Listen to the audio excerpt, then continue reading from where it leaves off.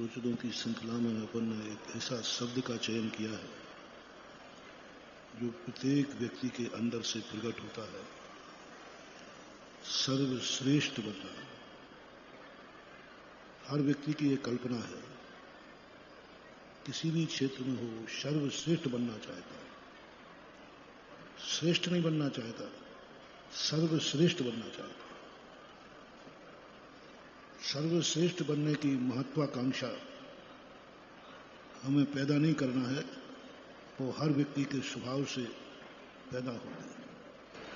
वो देवों में भी देखी जाती है और पशुओं में भी देखी जाती है, मनुष्यों में तो रहती ही है। घर में भले वो बालक जन्मा है लेकिन वह भी सर्वश्रेष्ठ बनने की बात सोचता है। लेकिन सर्वश्रेष्ठ बनने की योग्यता को हमें पहचानना है। सर्वश्रेष्ठ बनने हम चल पड़े हैं, लेकिन हमारा अभी सगुन तो हुआ ही नहीं। बड़े बड़े आचार्य जो स्वयं मंगल रूप थे, उनको भी मंगलाचरण करना पड़ा। जो सारे जगत के मंगल हैं, वे भी किसी कार्य करने गए, उनको भी मंगलाचरण करना पड़ा। बड़ी विचित्र बात थी। कुंद स्वामी जैसे महान मंगल रूप जो साहू मंगल में विद्वान है, सारा जगत जिन्हें मंगल मानता है, लेकिन जब वो ग्रंथ लिखने बैठे तो उनको भी मंगलाचरण करना पड़ा।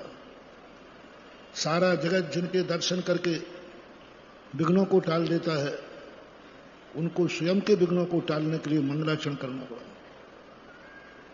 यदि वो मंगलाचरण न करते तो उनका खुद का मानना है कि मैं मंगल रूप भी रह पाता नहीं रह पाता, ये कह नहीं सकता।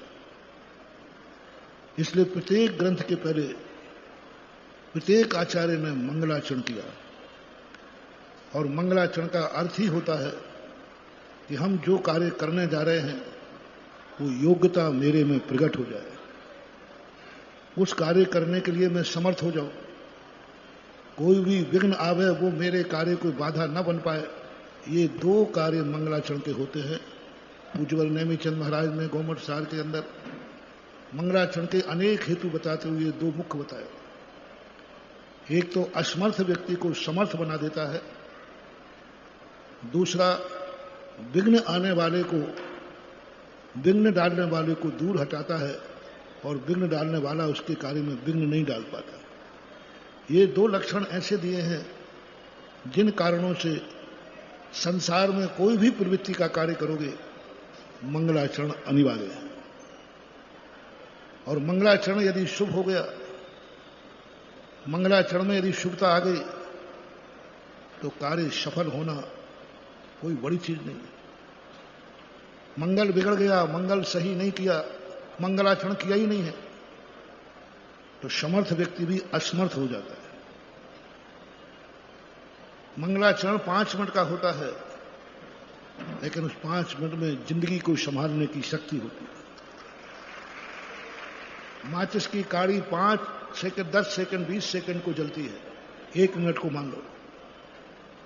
मंगलाचरण माचिस की काड़ी के समान 1 मिनट को माचिस की काड़ी जलेगी, लेकिन माचिस की काड़ी से यदि दीप जला लिया तो पूरी जिंदगी भर दीप जल सकता है।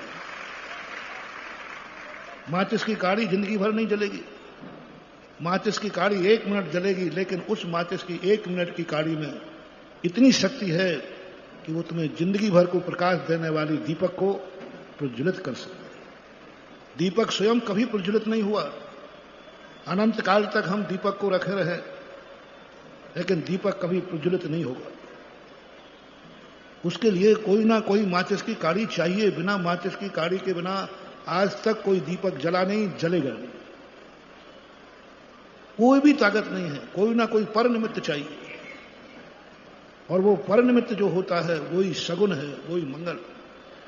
यदि माचिस की काड़ी सही मिल गई और हमारा दीप तैयार है, तो जिंदगी भर हम उस उजेले में रह सकते। मंगलाचरण एक श्लोक में होता है, 1-2 श्लोकों में होता है, लेकिन वो 2 श्लोकों में इतनी ताकत होती है कि पूरे ग्रंथ की हजारों गाथाओं को तैयार कर देता है। मंगलाचरण बड़ा नहीं होता, बहुत छोटा होता, 2 गाथाओं में अधिकतर, कोई ने 5 गाथाओं में अधिकतर, छोटा लेकिन उसकी ताकत इतनी है कि वो पूरे ग्रंथ को लिखने में समर्थ बना देता है, विघ्नों को टाल देता है। अपन कार्यक्रम करते हैं, मंगलाचरण के 5 मिनट होते हैं, लेकिन 5 मिनट के मंगलाचरण में घंटों के कार्यक्रम को सफल कराने की शक्ति दे देता है। इसलिए मंगलाचरण पर कोई छोटे कार्य पे मत जाना, समय पे मत जाना, उसकी कीमत पे मत जाना। कल मैंने कहा था ना, गुरु लोग जो हैं तुम्हारी जिंदगी में सदा काम नहीं आएंगे। भगवान तुम्हारी जिंदगी में 24 घंटे साथ नहीं रहेगा, दुकान पे साथ नहीं रहेगा, यात्रा में साथ नहीं रहेगा, कहीं साथ नहीं रहेगा। और 24 घंटे तुम्हें घर में निकालना है। मात्र 5 मिनट में जो आप भगवान का दर्शन करने गए हैं, उस 5 मिनट के दर्शन में 24 घंटे सकुशल निकालने की ताकत होती है। मात्र 5 मिनट में दर्शन किया आपने किसी कार्य करते से, लेकिन उसमें ताकत इतनी है, कीमत कुछ भी नहीं है, समय कुछ भी नहीं है, लेकिन उसकी ताकत बहुत होती है। जैसे कल मैंने दशमलव की बात कही थी, दशमलव कोई अंक नहीं है, लेकिन अंक को ताकतवान बनाने की शक्ति दशमलव में होती है। गुरु आशीर्वाद लेते हैं आप, 1 मिनट में आशीर्वाद हो जाता है। आशीर्वाद 24 घंटे नहीं ले पाओगे आप, नमोस्तु 24 घंटे नहीं कर पाओगे आप, क्योंकि आपको 24 घंटे अपने धंधे कारोबार करना है, और 24 घंटे गुरु आशीर्वाद भी नहीं देगा, तुम्हारे पीछे हाथ नहीं लगा देगा। लेकिन 1 मिनट का वो आशीर्वाद पूरी जिंदगी भर की दुकान चला सकता है। एक क्षण का मात्र अकेला उन्होंने यूं हाथ उठाया, उतने में तुम्हारा इतना शगुन हो सकता है कि पूरी जिंदगी भर का तुम्हारा कार्य कर सकता है। तो मंगलाचरण किसी भी चीज का हो, उसका मूल्यांकन कभी कम मत करना। मंगलाचरण को समय से नहीं देखना, मूल्य से मत देखना। यदि तुमने मंगलाचरण नहीं किया तो तुम समर्थ ही नहीं हो पाओगे, तुम कार्य ही नहीं कर पाओगे, विघ्न इतने आएंगे कि तुम आगे बढ़ ही नहीं पाओगे। इसलिए आचार्यों ने कहा सारे कार्यों को जैसे करना हो करो, मंगलाचरण बहुत अच्छी पूर्वक करो।